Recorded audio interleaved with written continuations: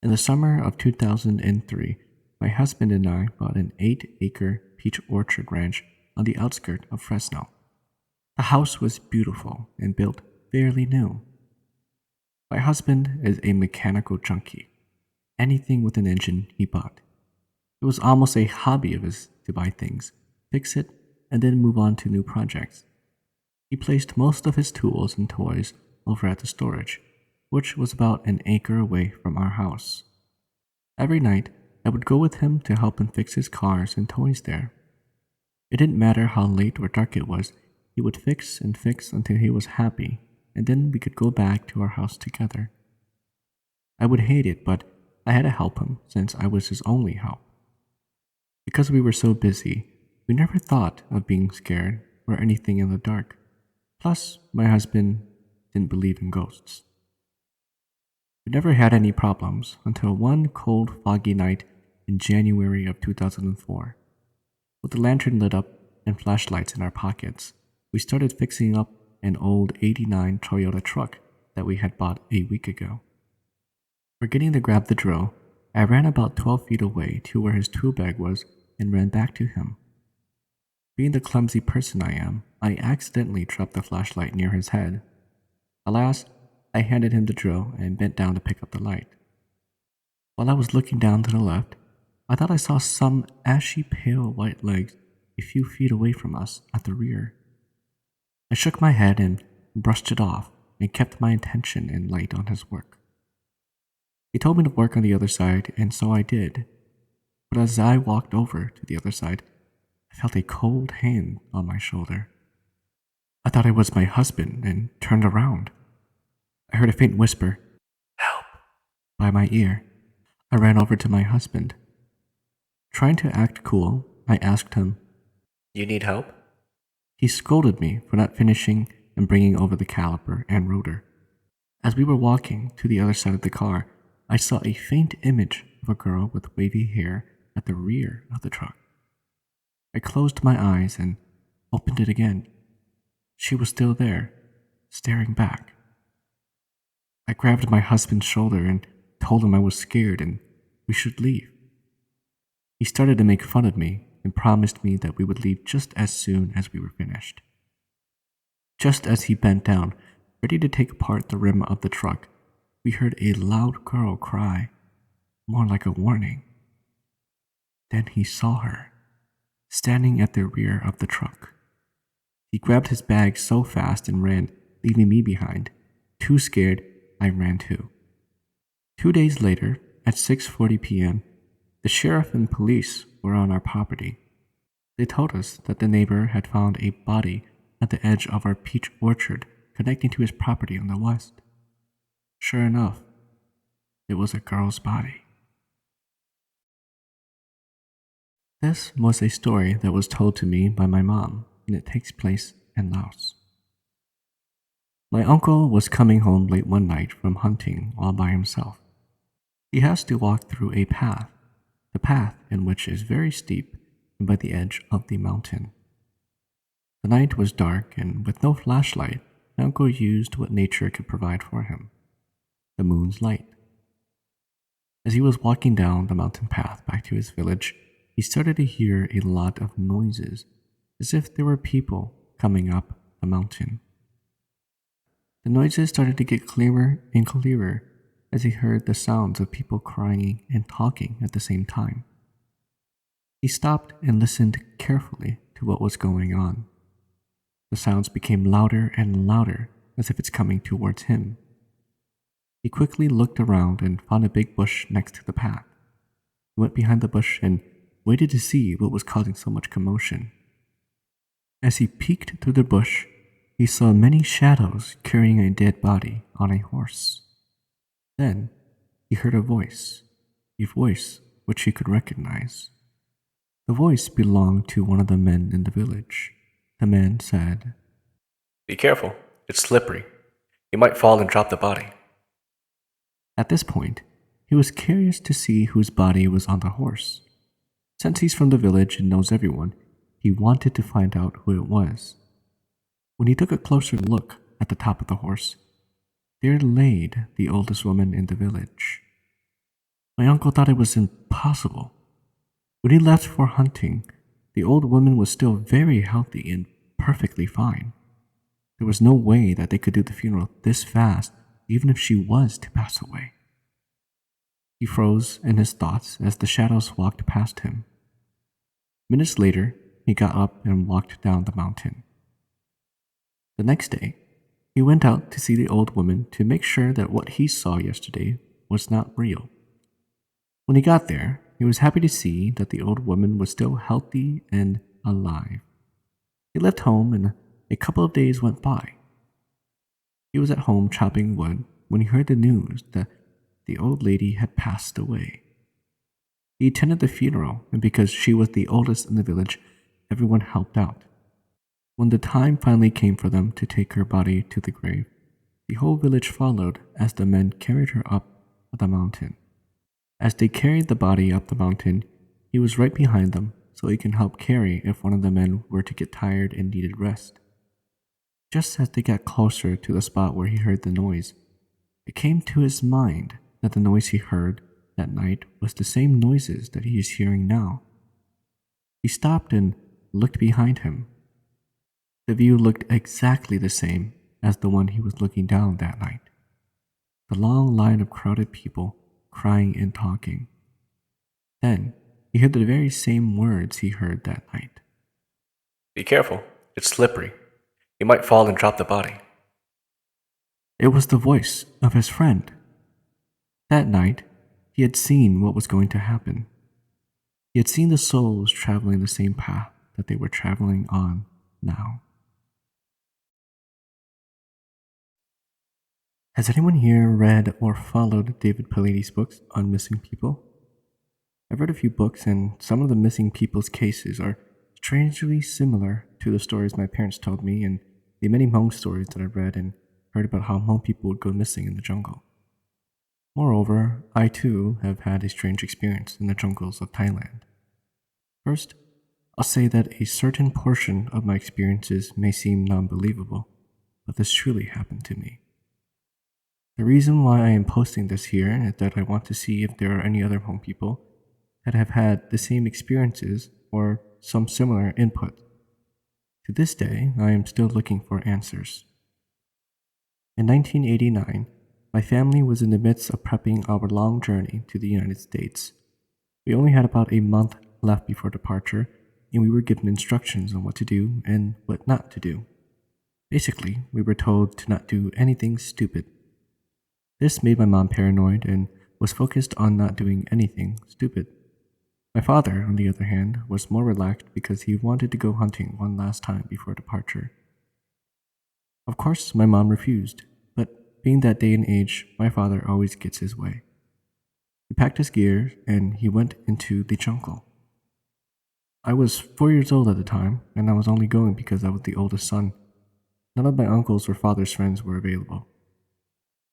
My father just needed another person to keep him company, although in hindsight, I was maybe too young to accompany my father because later my mom told me that I would see things that no one else saw. Nonetheless, my father and I went hunting early in the morning. The first day went great. My father caught a few birds, but the best part was that I had some quality time with my father because he was never home. He'd always hang out with his friends, so it was the great time we both needed. As I said, everything was going great. However, as dusk slowly approached, I started to notice that something was off and there was a change in the atmosphere. The forest went silent, and when I say silent, I mean there was no wind or animal noises. It was just like the flow of time had just stopped. Now, I believed my father didn't notice anything abnormal because he was focusing on prepping our meals, and he did do that Hmong ritual before we ate. However, as I said, I noticed that something was off. This oddness intensified right after the ritual. I had this strange feeling that my father and I were being watched by a group of beings, or at least I was. Maybe this was something normal because we were indeed asking the spirits to come and eat with us. After we ate, everything went back to normal. The strangeness dissipated, and the sound of the forest became alive again. Soon after this, we set up camp. My father told me to wait at camp while he went to gather more wood. I really didn't want to stay by myself at the camp. However, my father insisted that I must, stating that I only slowed him down. I had no choice but to stay at the camp inside the tent. About 5 minutes after my father left, I started to feel the same strangeness that I felt earlier, but this time, it was much closer. However, the strange feeling turned into a calm and welcoming feeling. That feeling made me super relaxed, and I decided to lie down and maybe close my eyes. However, before I could take a nap, I saw 3 shadow figures walking around outside the tent. It seemed like they just popped out of nowhere because I didn't hear any footsteps or hear them coming. I was very scared indeed, but being a 4-year-old child, I was also curious, thinking to myself who they were. I watched them move around the tent. Eventually, they started to talk to each other. They spoke in a language that I did not understand, and they didn't sound menacing but rather intrigued from what I could gather. They talked to each other for another couple of minutes before leaving. And when I say leave, I mean they walked away from the tent, and I could hear their footsteps and shadows slowly disappearing. That's when I opened the tent, and this is when my whole prospect of life, death, and how I see the universe changed. What I saw when I popped out of the tent is something I will never forget. What I saw was the scenery that looked completely different from what I remembered. The trees, the grass, and the jungle were all different. It was midday and was much colder. In short, I was transported into another world, universe, or dimension, and during this time, I wasn't scared. In fact, I felt love and calmness from the surroundings. I felt like I belonged there.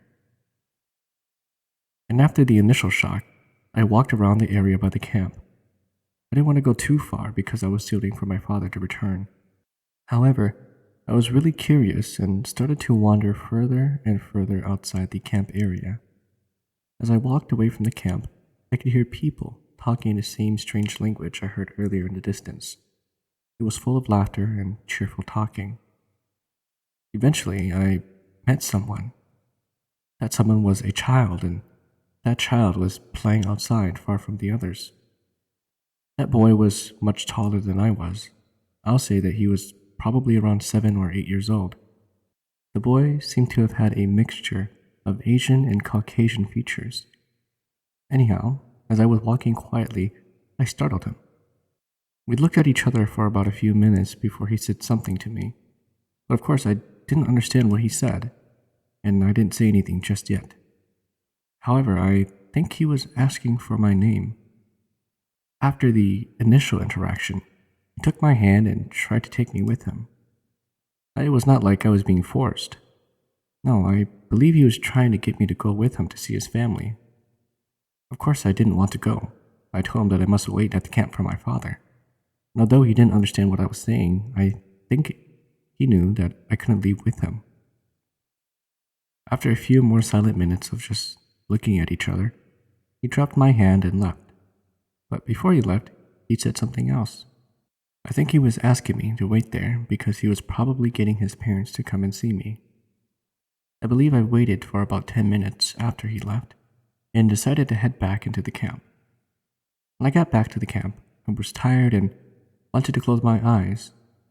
I opened the tent and must have slept for 20 minutes before I heard my father's voice calling from me. I heard his voice come from the outside, and when I opened my eyes, I went outside of the tent and looked around and saw that everything from the trees to the grass went back to normal. The rest of the hunting trip was uneventful, and my father and I left the next day. This changed my life because, as an adult, I have studied and followed quantum physics. I truly believe that I was transported into another universe or dimension just for that moment. I don't know how it was done or what caused it, but maybe I was just in the right time and place when things can occur. Now this got me thinking about all the other Hmong encounters and disappearances in the jungle. Many stories of adult ghosts and ghost children have been associated with the disappearance of many Hmong people in the jungle. What if what I had experienced was the same thing that they also did? Maybe I was one of the fortunate ones that got back, and the ones that couldn't come back are trapped in those universes or dimension. Or maybe they choose not to come back because, like I said, when I was there, I felt happiness and calmness. I felt like I belonged there. Moreover, the people like me that were able to come back, most will contribute these events to ghosts or spirits trying to take them. And this is where we have stories of children and adult ghosts taking people and disappearing into the jungle. What really happened was that they were transported into another universe or dimension. And what I mean by this is that there are so many things in the universe that we do not know. Back in Laos, there lived a family who were not productive at all. The kids were disrespectful, and the parents were lazy. They never tended to their farm, and the parents smoked opium all day. They had 2 children, a son and a daughter, who were rude to their parents and would always go out and never come home. One day, the dad passed away. The mom was sad, but the kids didn't really care. They gave him a proper burial and went back to their ways. A few years passed, and the mom became sick and eventually gave up on life. The son and daughter were poor and could not give her a proper burial or a shaman ritual, so they just dressed her up in her traditional Hmong garments and left her dead corpse laying on the wooden bed that they had at the farm. The kids came home after leaving her body and was looking for food to eat. Because they were lazy and never did much, there was nothing to eat. Night soon came around and they went to bed. In the middle of the night, they heard scratching from the door. Scared, the sister asked the brother to go and check it out, but he too was too afraid. The scratching kept on going until early into the morning. The siblings could not sleep at all that night. They did not know what was scratching at the door. Growing tired of the noise, the brother finally got up and lit a candle. They sat upon their bed and stared at the door. From the door, they heard a voice calling out, I'm home. Let me in. I'm hungry. Right there and then, they knew who it was. Their mom. They were so terrified that they cuddled and cried their eyes out. Then, the sound of scratching continued. And again, the voice kept saying, I'm home. Let me in. I'm hungry. Now, imagine that saying in Hmong. Kula chela. Kikatong. Kuchachai plalia. The children dared to not respond.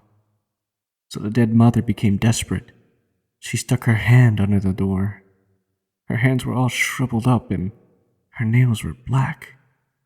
Her fingers were stuck together, one finger on top of the other. She started to dig the sand under the door trying to get in. All the while she kept saying, I wonder if anyone's home. Let me go inside and make some food. I am so hungry. Then the scratching stopped. The next thing that the siblings heard was the sound of running around the house. Their mother was circling the house, laughing and screaming for them to let her in. The children were frozen in fear. Then it suddenly got quiet. Not a stutter from outside.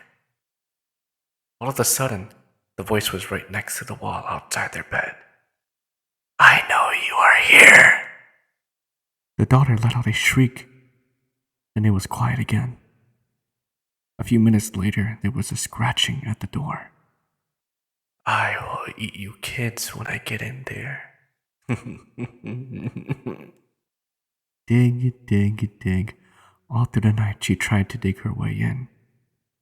Even with her attempt at digging the earth underneath the door, the dead mother could not get in. Desperate, she started to lick the door. The kids were so terrified as they looked upon the door. Then all of a sudden, they saw a long, red, slimy tongue come underneath the doorway. The tongue was so long it licked the door and started to extend to the pots and pans, searching for food, all the while her hand was digging the earth. So hungry. So hungry. As the dead mother's tongue licked up the pots and pans, searching for food, Why won't you let me in? Open the door. Cook me some food. the siblings were so scared that they just sat frozen in fear. The mother went through all the night licking and scratching, looking for food. Morning finally arrived and the mother decided to leave. At the sign of her leaving, the kids waited for a few hours before they ran out of the house to a neighbor's house. They told the neighbors what happened and went back to the farm to give their mom a proper burial. Upon arriving at the farm, they noticed that the mother's body was gone. To this day, they haven't got a clue of what happened to the body. The kids moved away to another village and were never heard from ever again. This story was told to me by an uncle who had just recently came to the United States. He told a story about a young lady living in the same village. She had a boyfriend who she loved dearly and would constantly meet up with every night. One night, she wanted to go to the theater since all of her friends were attending. She didn't ask her boyfriend, but he refused. Instead, he gave her a lot of money to spend that night. She decided to keep the money underneath her pillow and save it. The next morning, she went to check if the money was still there. All she saw was a pile of leaves under the pillow. She was angry, assuming that her parents took it. She asked her parents, but the both of them insisted that they did not take it. Then, her father told her that when she meets with her boyfriend again that night, tell him to laugh and check if he has sharp teeth. She thought it was strange, but decided to listen to her father anyways. That night, when he came by to visit her, they were spending time at the front porch. That was when she asked him for a small request, a request that he laugh in front of her. The boyfriend thought it was a strange request, but obliged anyways. When he laughed, she saw that he had very sharp, shiny fangs. Afterwards, he also told her that he was coming to marry her a few days later. She got quite worried and told her boyfriend that she wasn't feeling very good and that he should go home. A few days later, she fell very ill. She then told her father everything and said that they were coming to ask her for her hand in marriage. That night, the night that they were coming to ask for her hand in marriage, her father had a sword prepared and sat by her bedside waiting patiently. Suddenly, 2 cats ran inside, and the daughter called out, Dad, here comes the makeown. Following behind were 2 more cats. The daughter then called out, Dad, here comes the groom and the best man. The father took his sword and swung at each of the cats, slicing them into pieces. Since then, the daughter was no longer sick anymore, and now they reside in California. Someone commented on the story saying that they're going to call PETA and report animal abuse. Years ago, there were 10 people living in an old Victorian house. This house was in the middle of nowhere in the countryside. It had 2 stories, 1 bedroom downstairs and 4 upstairs. On each side of the house, there were 2 staircases, one going up through the living room, and the other was in the kitchen. The stairs are separated by a long hallway with 2 rooms on each side. There has always been talk about how haunted this house was. I was very skeptical. However, one night made me a believer. We were hardly ever home alone, and someone was always with us. At that time, little did we know that there was someone always there. Someone who never left. It was 2001, and I was home alone with my 8-year-old brother. My parents called that night, saying that they would be coming home late. Everyone else who lived there went out for the night, being that they were all older. My brother and I were watching TV late at night, waiting for our parents and family to come home. And suddenly, the TV began to twitch and flash, and suddenly turned off. I was afraid because this was the first time I was in charge. My brother was afraid, and I told him that it was just a TV timer and that we could go to my parents' room to watch the TV there. We went upstairs to the living room. As soon as we turned the corner into the hallway, my brother stopped dead in his tracks and slowly points into one of the bedrooms and says, "Who is that?" I was too scared to even move, but I couldn't show him that I was afraid because I was the bigger sibling. I looked into the dark room. The closet door was wide open, and sitting in the corner was a young girl with her arms wrapped around her knees. I quickly closed the door and convinced myself it was a pile of clothes that made it look like someone was sitting there. At least, that's what I told myself and my younger brother. I decided to tell my parents a few days later, but being Christian, they chose not to take action. In 2011, I moved out of the home, but still go very often to visit the family. There was still a large amount of people that lived there. My parents and a small newly wedded family. Now we have a little guy who is 3 years old. He's an only child, so he learned to play by himself. One morning, his mom went to work and he was left all alone with my mother. She let him play around the house while she did her chores. She was in the kitchen cooking, and the little guy starts laughing from upstairs. This was pretty normal. He starts going down the stairs, followed by heavier steps. He comes running and laughing right past my mom. She looks up the stairs to see who it was and saw a girl quickly turn the corner upstairs with her hair whipping back. Her first thought was, "Oh, his mom must be home already." then her phone rings and it was the mom. Since then, there has been many visitors that has seen this little girl walking around upstairs. But since there are so many people that live under the roof of that house, they just assumed that perhaps it was a daughter or a niece. But when they would go and check the room that the girl walks into, it turns out to be empty. There was a fire in the house, so I let believe that is why she can now leave the closet where she usually stayed, and now can fully roam the entire home. Last weekend, my brothers and sister-in-laws were hanging out and drinking with my roommates and I because it was my sister-in-law's birthday. Anywho, while we were hanging out, my brother started telling us scary stories, and soon, all of us started telling scary stories to each other. Then my brother brought up the stairs in my apartment. Quick note, the apartment is a little town home. My brother was asking me if anything paranormal goes on around the house, and proceeds to tell me that his friends who live around the same area have always experienced paranormal things and saw a little ghost girl walking up and down their stairs. So we were talking and somehow got off the topic because everyone wanted to order pizza. The party ended and everyone went home. 2 nights ago, I woke up around 3 in the morning to the stairs creaking like someone was walking up and down them slowly. I thought it was my roommates and their boyfriends until I remembered that they were all out or at home, leaving me all by myself.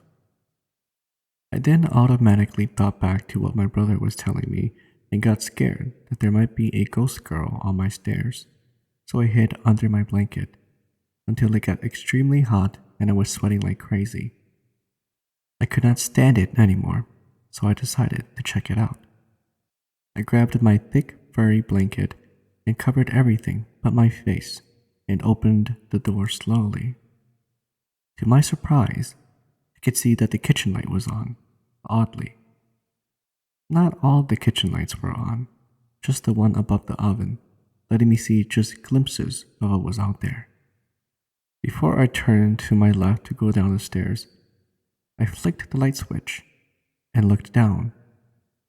At the bottom of the stairs, there was a grudge-looking person that was trying to climb the stairs with some long hair. I screamed my lungs out, and I screamed and I screamed and I screamed, and my roommate looked up at me with her drunk self and asked me why I was screaming. Oh my goodness. My drunk, stupid roommate was out partying all night and came home so drunk and could not climb up the stairs.